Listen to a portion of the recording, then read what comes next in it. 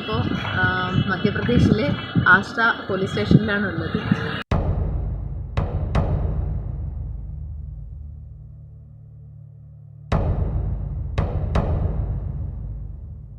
എന്താ പറയുക, ആ നമ്പർ ഫേക്ക് നമ്പറാണ് വണ്ടീൻ്റെ, അതുകൊണ്ട് ഇവർക്കൊന്നും ചെയ്യാൻ പറ്റിയില്ല.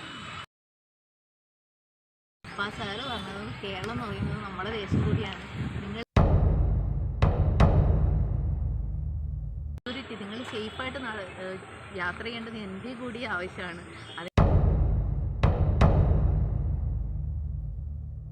രാവിലെ ഫ്രഷായിട്ട് പെട്രോൾ അടിക്കാനായിട്ട് ജസ്റ്റ് ആ ടെൻറ്റ് എല്ലാം മടക്കി വെച്ചിട്ട് അവിടെ നിന്ന് ജസ്റ്റ് പെട്രോൾ പമ്പിൻ്റെ ആ ടാങ്കിൻ്റെ അവിടം വരെ പോകുമായിരുന്നു. അപ്പോൾ ദൂരത്തുനിന്ന് ഒരു വണ്ടി വന്നിട്ട് നമ്മളിങ്ങനെ ജസ്റ്റ് പാസ് ചെയ്ത് കഴിഞ്ഞപ്പോൾ അവന് ഒരു സ്പീഡിലെടുത്തിട്ട് ഇതിൻ്റെ ഈ സൈഡിൻ്റെ ബോക്സ് ഉണ്ടല്ലോ, ആ ബോക്സിന് ഒറ്റയിടി വണ്ടി പറഞ്ഞു. രണ്ടുപേരും ഭാഗ്യത്തിന് അങ്ങനെ വലിയ പ്രശ്നമൊന്നുമില്ല. എനിക്ക് മുട്ടിനൊരു ചെറിയൊരു വേദനയുണ്ട്, വിഷ്ണുവിൻ്റെ അതുപോലെ തന്നെ, പിന്നെ കൈയൊരു വേദനയുണ്ട്. ഈ സൈഡ് ഇടിച്ചാണ് വീണത്. പക്ഷേ നമ്മുടെ ബോക്സ് ഉണ്ടല്ലോ, ബോക്സ് മൊത്തത്തിലൊന്നും ഇളകിപ്പോയി. ഇപ്പോൾ ഇത് നോക്കണ്ട, അതിൻ്റെ കറക്റ്റായിട്ട് ഫിക്സ് ഞാൻ കാണിക്കാം. അപ്പോൾ പറയാൻ വന്നതെന്ന് വെച്ച് കഴിഞ്ഞാൽ അവരെന്ത് ചെയ്തെന്ന് വെച്ച് കഴിഞ്ഞാൽ നമ്മൾ സംസാരിച്ചു, ഈ ബോക്സ് ഇങ്ങനെയാണ്, ഇതിൻ്റെ ലാപ്ടോപ്പ് ഉണ്ട്, ക്യാമറ ഉണ്ട്, എന്നിട്ട് ഇതൊക്കെ പറ്റിയാലോ. പക്ഷെ ലോക്കലല്ലേ, അവരുടെ നാടുമല്ലേ, നമ്മളെത്ര പറഞ്ഞിട്ട് അവർ കൂട്ടാക്കില്ല. നമ്മൾ കളിയാക്കുന്ന പോലെ ചിരിച്ചിട്ട് ഫാമിലി ആയിട്ടുള്ളതാണ്. വീഡിയോ ഒക്കെ എടുത്തു, ചിരിച്ചുകൊണ്ട് വന്നു. ആ വീഡിയോ എടുത്തു കൊടുക്കുമെന്ന് നമുക്ക് ചിരിച്ചുകൊണ്ട് പറയുമായിരുന്നു.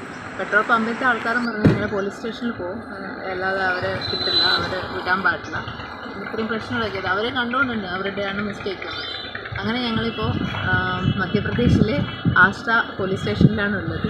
അപ്പോൾ വേറൊരു കാര്യം പറയാനുള്ളത്, ഇവിടെ വന്നപ്പോൾ ഒരു സാറുണ്ടായിരുന്നു, പത്രം വായിച്ചുകൊണ്ട് രാവിലെ അല്ലേ.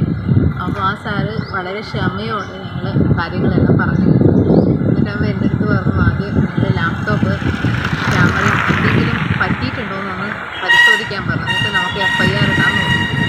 അപ്പോൾ നമ്മളൊന്നും നോക്കിയില്ലായിരുന്നു. എന്താ പറയുക, പോലീസ് സ്റ്റേഷനിൽ വരുന്ന സമയത്ത് നമ്മൾ എന്തെങ്കിലും നേരത്തെ നോക്കിയാൽ ഇപ്പോൾ നേരത്തെ ആണ് ഉണ്ടായത് എന്നുള്ളൊരു പ്രശ്നം വേണമെന്ന് ചോദിച്ചാൽ നമ്മളൊന്നും ചെക്ക് ചെയ്തില്ല. അപ്പോൾ ആ പിടിച്ച അതിനോട് തന്നെ, ആ ബോക്സോടെ തന്നെ ഞങ്ങൾ ഇങ്ങോട്ട് വന്നതായിരുന്നു. അപ്പോൾ ഞങ്ങൾ നോക്കിയപ്പോൾ ലാപ്ടോപ്പിന് ഭാഗ്യത്തിനൊന്നും പറ്റിയില്ല, ക്യാമറയും സേഫാണ്. അപ്പോൾ സാറ് പറഞ്ഞു, ഒരു കാര്യം ചെയ്യാം, നമുക്ക് ഇത് ഇവിടുന്ന് ശരിയാക്കാം. പക്ഷേ ഇവർ തന്ന സപ്പോർട്ട് ഉണ്ടല്ലോ, ആ സാറ് SI ആണ്, പിന്നെ ഒരു ഹെഡ് കോൺസ്റ്റബിളും ഒരു ASC, ആ 2 സാറന്മാരും പിന്നെ ഒരു സാറും കൂടി ഉണ്ടായിരുന്നു. അവർ 3 പേര് നമ്മൾ എന്താ പറയുക കൊണ്ടുപോയി ചായ കുടിപ്പിച്ച്, പിന്നെ ഈ ബോക്സ് ഒരു കടയിൽ വണ്ടി കൊണ്ടുപോയി അങ്ങോട്ട് വെച്ചിട്ട് ആ കടക്കാരുടെ അടുത്ത് പെട്ടെന്ന് ശരിയാക്കി കൊടുക്കും. നമ്മൾ 5 പൈസ വാങ്ങിക്കരുത്, 5 പൈസ ഇവരടുത്ത് വാങ്ങിക്കരുത്, ഞങ്ങൾ തന്നോളാം, ഇതിൻ്റെ പൈസ എത്രയായെന്ന് വെച്ച് കഴിഞ്ഞാൽ. അങ്ങനെ അവർ ശരിയാക്കി തന്നു, ബോക്സൊക്കെ റെഡിയാക്കി തന്നു.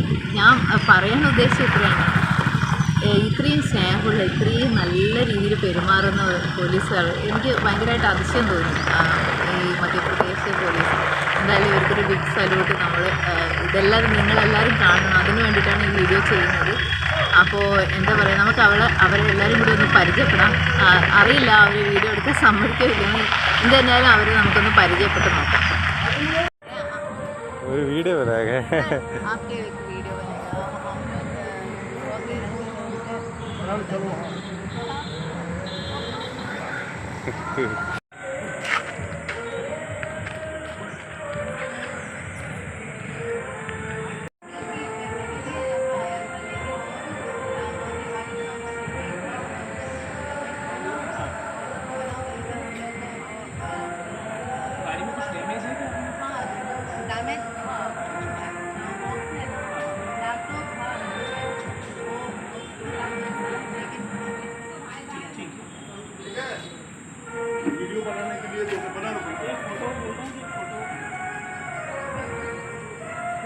താങ്ക് യു പറഞ്ഞു.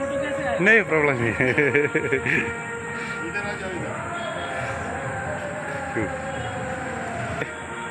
താങ്ക് യു പറഞ്ഞു.